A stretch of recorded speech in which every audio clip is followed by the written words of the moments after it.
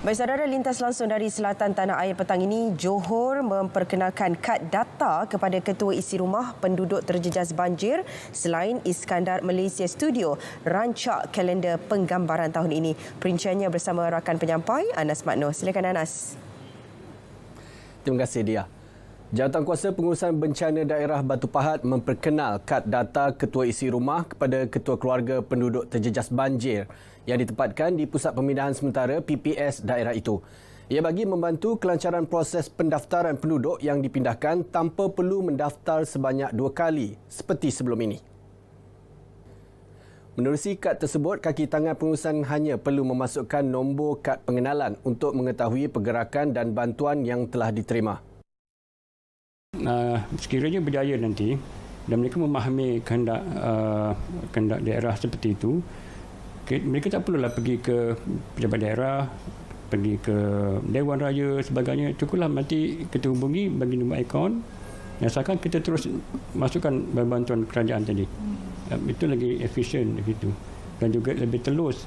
Itu saya percaya kalaulah ini berjaya, akan jadi satu kemudahan juga pada kedua pihak lah, pihak penduduk terkesan dan juga pihak pengurusan bencana daerah ini. Penghasilan kad itu mendapat pengesahan daripada kerajaan menerusi Jabatan Kebajikan Masyarakat dan dibuat dengan kerjasama Universiti Tun Hussein On Malaysia UTHM. Kad data tersebut akan diagihkan kepada semua penduduk terjejas sebelum semua PPS ditutup bagi memudahkan urusan agihan bantuan selepas ini. Beberapa produksi filem antarabangsa dari Asia dan Eropah akan memulakan siri penggambaran di Iskandar Malaysia Studio IMS Iskandar Puteri pada Mei dan Jun ini. Ia bakal merancakkan lagi sektor industri kreatif di negara ini dengan ditambah insentif penerbitan filem di Malaysia FIMI yang turut menarik minat produksi antarabangsa. Ketua Sektor Pembangunan Perniagaan IMS Catherine Lee berkata pihaknya menyasarkan pulangan lebih RM500 juta bagi penggambaran itu sekaligus menyumbang kepada peningkatan ekonomi sektor perfilman di negara ini.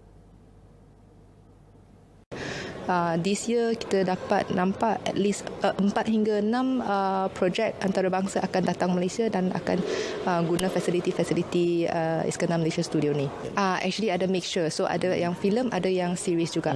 Yes, semua ni pun lebih kurang paling minimum satu pun akan spend about 50 juta ringgit.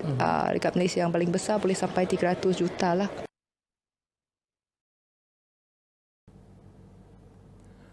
Program Refugia Udang Karang dilaksana Jabatan Perikanan Johor 4 tahun lalu mendapat sambutan positif daripada nelayan di pesisir pantai timur Johor.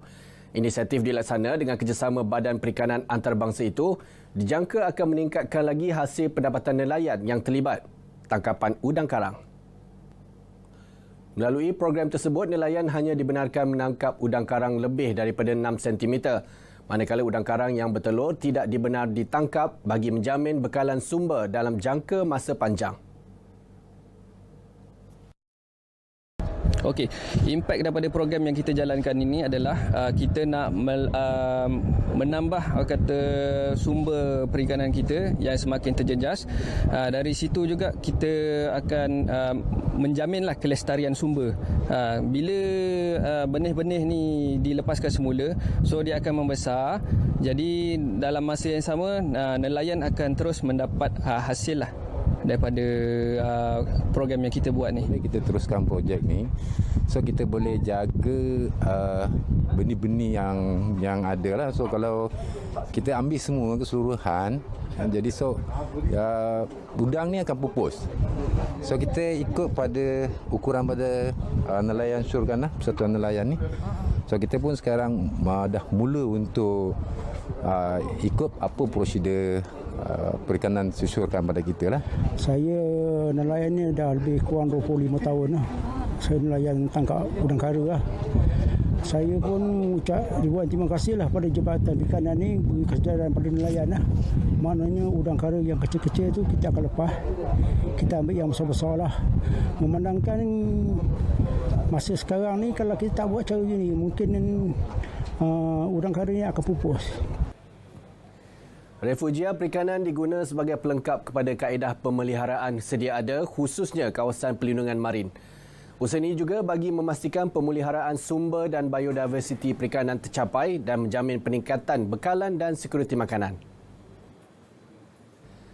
Sekian paparan dari Johor petang ini. Kembali kepada dia di Angkasa Puri. Silakan.